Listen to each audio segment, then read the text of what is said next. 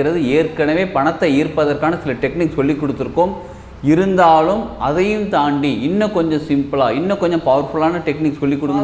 தினமுமே நம்ம வந்து சாமிக்கு விளக்கேற்றி வைப்போம். காலையில் ஏற்கனவே சொல்லியிருக்கோம், காலையில் 6 மணிக்கு விளக்கேற்றி வைங்க, ஈவினிங் 6 மணிக்கு விளக்கேற்றி வைங்க, ரொம்ப நல்லதுன்னு சொல்லியிருக்கோம். அந்த மாதிரி நீங்கள் 6 மணிக்கு விளக்கேற்றி வச்சு ஒரு ஊதுபத்தி ஏற்றி வச்ச பிறகும் நீங்கள் என்ன தெரியுமா, வாசனை வீடு ஃபுல்லாக பரவி வீட்டில் இருக்கக்கூடிய தேவையில்லாத விஷயங்களை வெளியில் அனுப்பிட்டு நமக்கு தேவையான விஷயங்கள் ஈர்க்கக்கூடியதாக மாறிவிடும். வீடே அந்த எனர்ஜி லெவல் அப்படி மாறிவிடும். அது தினமுமே செய்யுங்க.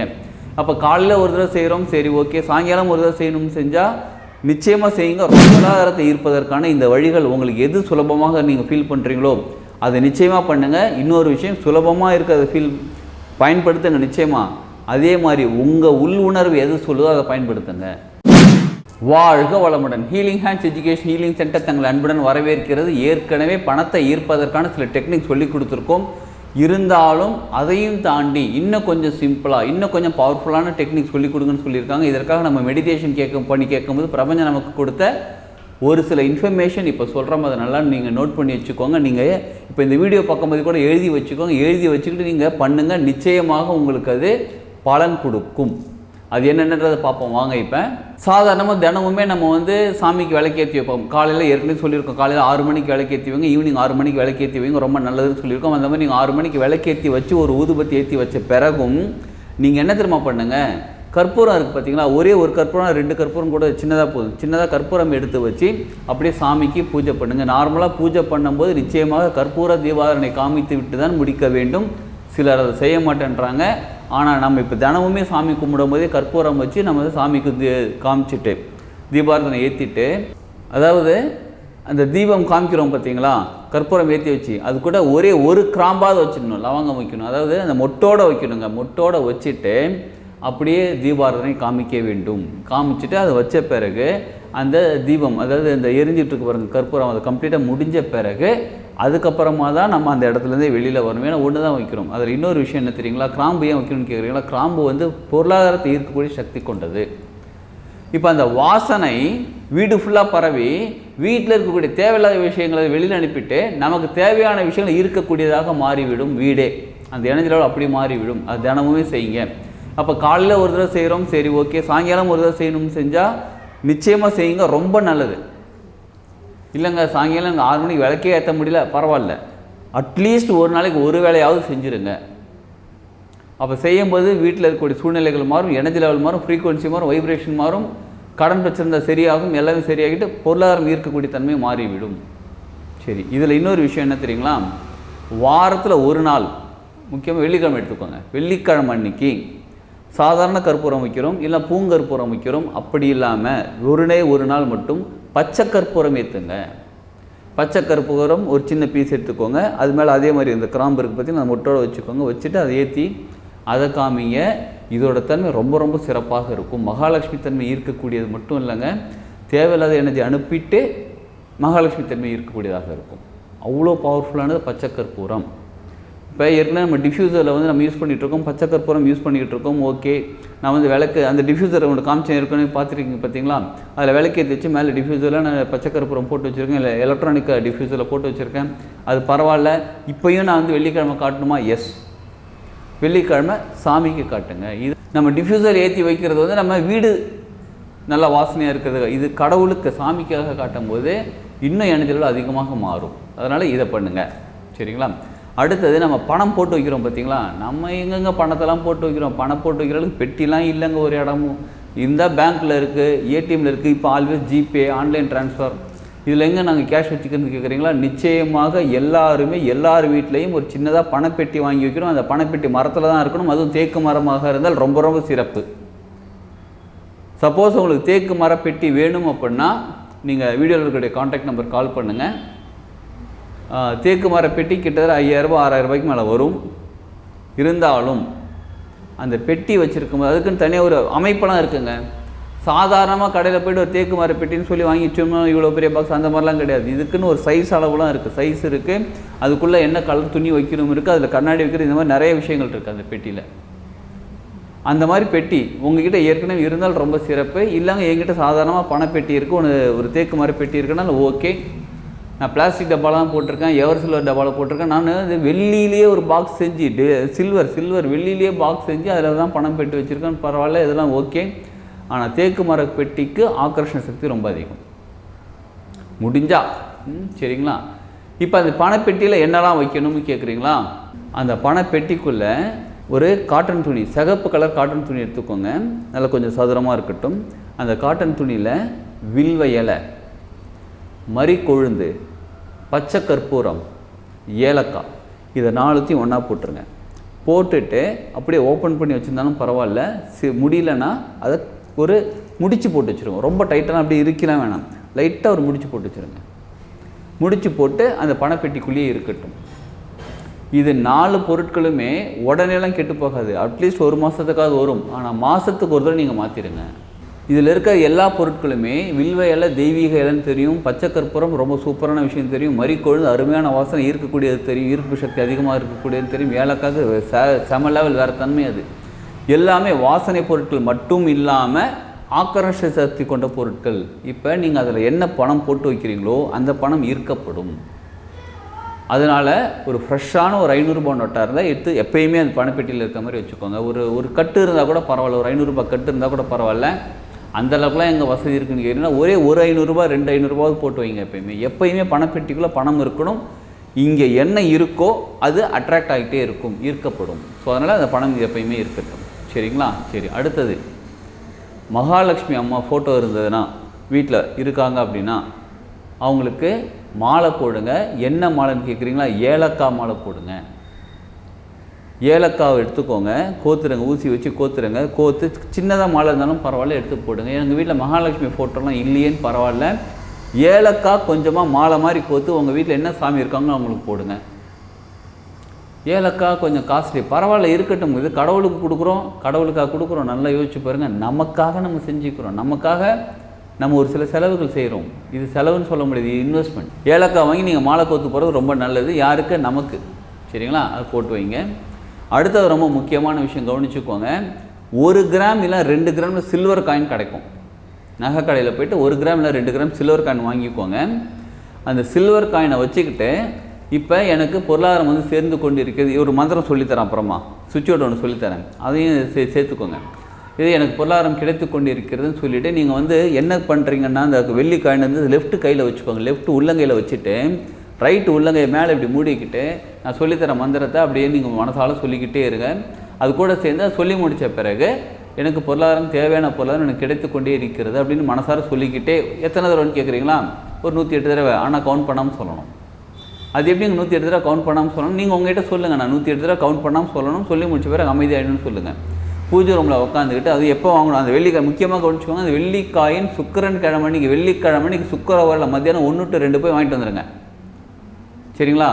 ஒவ்வொரு வெள்ளிக்கிழமையும் அந்த காயின் எடுத்து வச்சு மந்திரம் பண்ணுங்கள். காலையில் 6 to 7 சுக்கிரவாரை, மத்தியானம் 1 to 2 சுக்கிரவாரை, நைட்டு 8 to 9 சுக்கிரவாரை, காலையில் 6 to 7 பூஜை பண்ணுறதுக்கு சரியான நேரம் சுக்கிரவாரில் வெள்ளிக்கிழமை அன்றைக்கி.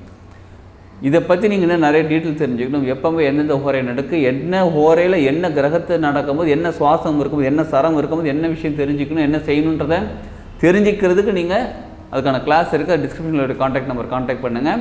இப்போதைக்கு நீங்கள் என்ன பண்ணுங்கள், வெள்ளிக்காயினை வேறு உள்ளங்கையில் வச்சுட்டு அமைதியாக உட்காந்து கண்ணை மூடி உட்காந்து நான் சொல்லிக் கொடுக்குற அந்த மந்திரத்தையும் நீங்கள் சொல்லிவிட்டு சுவிட்ச் ஓடியும் சொல்லிவிட்டு அதுக்கப்புறம் எனக்கு பொருளாதாரம் கிடைத்து கொண்டு இருக்கிறது அப்படியே மனசார அமைதியாக வச்சுட்டு இந்த காயினை ஒரு அழகான குட்டி பாக்ஸ்லாம் குட்டி கவரில் போட்டு எப்பயுமே உங்கள் கூட வச்சுக்கோங்க. உங்கள் பர்ஸில் வேலெட்டில் வச்சுக்கோங்க. இல்லை லேடிஸாக இருக்கீங்களா, ஃபீமேலாக இருக்கீங்களா, உங்களுடைய பேக்கில் வச்சுக்கோங்க. பெண்கள் உங்கள் பேக்கில் வச்சுக்கோங்க. உங்கள் கூட எப்போயுமே இருக்கணும். உங்களுக்கு எனர்ஜி கொடுத்துக்கிட்டே இருப்பாங்க. அவங்க நீங்கள் என்ன மந்திரம் சொல்கிறீங்களோ, நீங்கள் என்ன மனநிலையிலேருந்து அந்த மந்திரம் சொல்கிறீங்களோ அதற்கான ஃப்ரீக்வன்சி உங்களுக்கு க்ரியேட் ஆகிட்டே இருக்கும். உங்களுக்கு பொருளாதாரம் வந்து சேர்ந்துக்கிட்டே இருக்கும். சரிங்களா? ஒரு மந்திரம் சொல்லித்தரேன்னு சொன்ன பார்த்தீங்களா, சுவிட்ச் வேர்டு ஒன்று எழுதிக்கோங்க. Find count divine. சுவிட்ச் வேர்டுங்கிறது தமிழில் மந்திரம் சொல்கிறோம் பார்த்தீங்களா, ஒரு வித ஃப்ரீக்வன்சி, ஒரு வைப்ரேஷன் க்ரியேட் பண்ணுறது பார்த்தீங்களா, அதே மாதிரி ஆங்கிலத்தில் இருக்கக்கூடிய மந்திரம் தான் இந்த சுவிட்ச் வேர்டு. அதுக்கு நம்ம மீனிங்னு பார்த்தா கிராமர் மிஸ்டேக்காக இருக்குது, மீனிங் ஒன்றும் பெருசாக இல்லையா, அந்த மாதிரிலாம் எதுவுமே யோசிக்க வேண்டாம். பலரால் இந்த விஷயத்தை ஆராய்ச்சி பண்ணி நம்மளும் ஒரு சில நேரங்களில் பலர்கிட்ட கொடுத்து ஆராய்ச்சி பண்ணி அதில் பலன் கிடைக்குதுன்னு சொன்ன பிறகு தான் இந்த வீடியோவில் இப்போ சொல்கிறோம். ஃபைண்ட் கவுண்ட் டிவைன், இதுதான் சுவிட்ச் வேர்டு. இதை வந்து நீங்கள் எழுதுறதாக இருந்தால் கேபிட்டல் லெட்டர், பெரிய கேபிட்டல் லெட்டருக்கு பாருங்க, அது கேபிட்டல் லெட்டரில் தான் எழுதணும், அன்றுள்ள நோட்டில் தான் எழுதணும், ரெட் கலர் பெனில் எழுதுனா ரொம்ப சிறப்பு. ரெட் கலர் ஜெல் பென் இருக்குது பார்த்தீங்களா, அதில் வாங்கி என்ன பண்ணுங்கள், உங்கள் பிள்ளையார் சொல்லி போகிறதெல்லாம் பழக்கம்லாம் என்னென்ன பண்ணுறீங்களோ பண்ணிவிட்டு ஓப்பன் பண்ணிவிட்டு ஃபைண்ட் கவுண்ட் டிவைன் அப்படின்னு கேபிட்டல் லெட்டரில் எழுதுங்க. எத்தனை தடவை எழுதணும்னு கேட்டால் 108 தடவை எழுதுங்க. தினமும் எழுதலாம், ரொம்ப நல்லது. நிச்சயமாக வெள்ளிக்கிழமை எழுதுங்க. இதன் ஃபைண்ட் கவுண்ட் டிவைன் தான் மந்திரம். சரிங்களா? இப்போ வெள்ளிக்காயின் வச்சு சொன்னோம் பார்த்தீங்களா, அந்த வெள்ளிக்காயினை உள்ளங்கையில் வச்சுட்டு இந்த இடது கையில் வச்சுட்டு வலது கை மேலே மூடிக்கிட்டு ஃபைண்ட் கவுண்ட் டிவைன் இந்த மாதிரி சொல்லிக்கிட்டே இருங்க. சொல்ல உங்களுக்குள்ளே இருக்க ஃப்ரீக்குவென்சி மாறும்.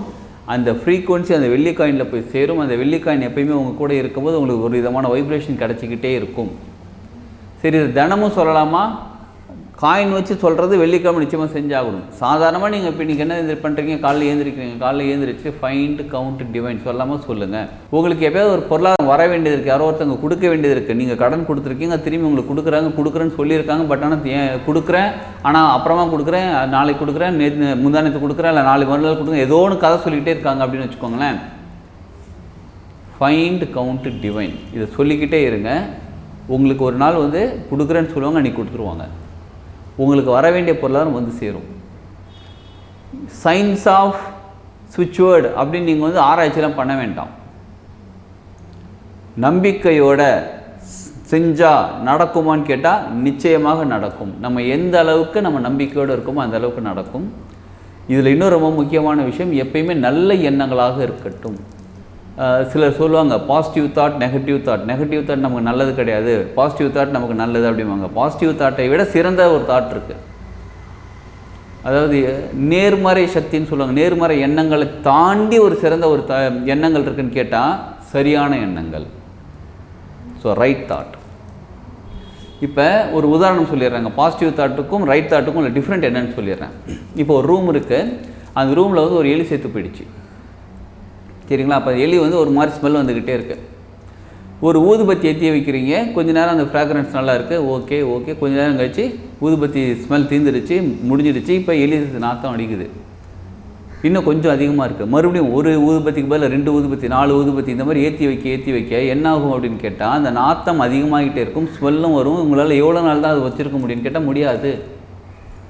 இப்போ பாசிட்டிவ் தாட் அப்படிங்கிறது இந்த இடத்துல எப்படி அப்படின்னா, எனக்கு வந்து பிரச்சனையே கிடையாது, எனக்கு லைஃபே நல்லா இருக்குது, இந்த அப்படியே கஷ்டமாக இருக்குது, இருந்தாலும் எப்படி நினைக்கிறது, இந்த மாதிரி பல குழப்பங்களுக்கு நடுவில் கடனே இருந்தாலும் எனக்கு பணம் வந்துகிட்டு இருக்கு அப்படின்னா வந்து மனசு யோசிக்கும். அது எப்படா அது இப்போ ஏற்கனவே கடனில் இருக்கா, எப்படா பணம் வந்துகிட்டு இருக்குன்னு யோசிக்கும். உள்ளுக்குள்ளே ஒருத்தர் உட்காந்து சொல்லிட்டு இருப்பார், எனக்கு பணம் வந்துகிட்டு இருக்குன்னு நினைக்கிறது பாசிட்டிவ் தாட், நல்ல தாட், பாசிட்டிவ் தாட் தான், தப்பு கிடையாது. ஆனால் இந்த இடத்துல எப்படி பணம் வருதுன்றது உள்ளுக்குள்ளே இருக்க ஒத்துக்க மாட்டேன்றாரு. இது எப்படின்னா, செத்துப்போன எலி நாத்தம் கொடுத்துக்கிட்டே இருக்குது, பாசிட்டிவ் தாட் வந்து ஊதுபத்தி ஏற்றி வைக்கிற மாதிரி ஏற்றி வச்சுருக்கோம், அப்போதைக்கு அது நடக்கும். அதுக்கப்புறம் அந்த ஊதுபத்தி அந்த பாசிட்டிவ் தாட் கொஞ்சம் கம்மியான பிறகு மறுபடியும் ஒரு ஏஞ்சி உட்காந்துப்பார், கடன் பிரச்சனை அதிகமாக இருக்குது, என்ன பண்ணுறது. இது பாசிட்டிவ் தாட். ரைட் தாட் எது தெரியுங்களா? எலியை தூக்கி வெளில போடுறது, அவ்வளோதான். இப்போ கடன் ஏற்கனவே இருக்குது, அது எப்படி தூக்கி வெளில போகிறது? கடனை தூக்கி நீங்கள் போடணும்னு அவசியம் இல்லை, கடன் அடைவதற்கான வழிகளை யோசிக்க ஆரம்பிங்க. அதுதான் ரைட். இப்போ இவருக்கு 1 லட்ச ரூபா கொடுக்கணும், ஓகே, என்ன பண்ணலாம், என்ன பண்ணால் பணம் கிடைக்கும், எனக்கு பணம் கிடைக்கும்ன்றது பாசிட்டிவ் தாட் தான். ஆனால் பணம் கிடைக்கிறதுக்கு நான் என்ன பண்ணணும், இதுதான் ரைட் தாட். புரியுதுங்களா? இப்போ எனக்கு பணம் கிடைக்கிறது சோர்ஸே இல்லை, வழியே இல்லை. ஃபைண்ட் கவுண்ட் டிவைன் இதை சொல்லுங்கள். ஒரு சில்வர் காயின் வாங்கி வச்சுக்கிட்டு சொல்லுங்கள், இது உங்களுக்கு ஹெல்ப் பண்ணும். இந்த ஃபைண்ட் கவுண்ட் டிவைன்ற சுவிட்ச் வேர்டு வந்து உங்களுக்கு அந்த கடன் அடைக்கிறதுக்கோ அது உங்களை பொருளாதாரத்தை உயர்த்துறதுக்கோ என்ன வழி இருக்கோ முதல்ல உங்கள் உள்ளத்தில் உங்கள் மனசில் அந்த எண்ணத்தை உருவாக்கி இதை செய் அப்படின்னு செய்ய சொல்லும்போது நம்ம செய்யும்போது நமக்கு அந்த வழிகள் கிடைக்க ஆரம்பிக்கும், அந்த வழிகள் பிறக்கும், அது மூலயமா நமக்கு பணம் வந்து சேர ஆரம்பிக்கும். இப்போ புரியுதுங்களா? பாசிட்டிவ் தாட் நல்லது தான், அதை விட சரியான தாட் கொண்டு வந்து வைங்க, சரியான எண்ணங்களை உருவாக்குங்கள். பணத்துக்கு மட்டும் இல்லைங்க, உங்கள் வாழ்க்கையில் எதெல்லாம் தேவை எல்லாத்துக்குமே சரியான எண்ணங்களை கொண்டு வந்து வைங்க. நிச்சயமாக உங்கள் வாழ்க்கை சிறப்பாக மாறும். இந்த ஃபைண்ட் கவுண்ட் டிவைன்கிறது இதற்கான பொருளாதாரத்தை இருப்பதற்கான சுவிட்ச் வேர்டு. அதே மாதிரி நிறைய விஷயங்களுக்கு சுவிட்ச் வேர்டு இருக்குது, நம்ம அடுத்தடுத்த வீடியோவில் பார்ப்போம். சுவிட்ச் வேர்டு பற்றி உங்களுக்கு கிளாஸ் பற்றி தெரிஞ்சுக்கணும், இதை பற்றி நான் நிறைய விஷயம் தெரிஞ்சுக்கணும்னு நீங்கள் காண்டாக்ட் பண்ணுங்கள், வீடியோவில் இருக்கிற காண்டாக்ட் நம்பருக்கு பண்ணிவிட்டு அதில் கேளுங்க. உங்களுக்கான கோர்ஸ்க்கான டீட்டெயில்ஸ் சொல்லுவாங்க. நீங்கள் அதில் கோர்ஸ் ஜாயின் பண்ணுங்கள். உங்களுக்கான சுவிட்ச் வேர்டு எப்படி உருவாக்குறது நீங்கள் தெரிஞ்சுக்கிட்டு அதுலேயும் நீங்கள் சூப்பராக உங்கள் வாழ்க்கையை மாற்றிக்கலாம். ஸோ பொருளாதாரத்தை ஈர்ப்பதற்கான இந்த வழிகள் உங்களுக்கு எது சுலபமாக நீங்கள் ஃபீல் பண்ணுறீங்களோ அதை நிச்சயமாக பண்ணுங்கள். இன்னொரு விஷயம், சுலபமாக இருக்கிறத பயன்படுத்துங்க நிச்சயமாக. அதே மாதிரி உங்கள் உள் உணர்வு எது சொல்லுதோ அதை பயன்படுத்துங்க.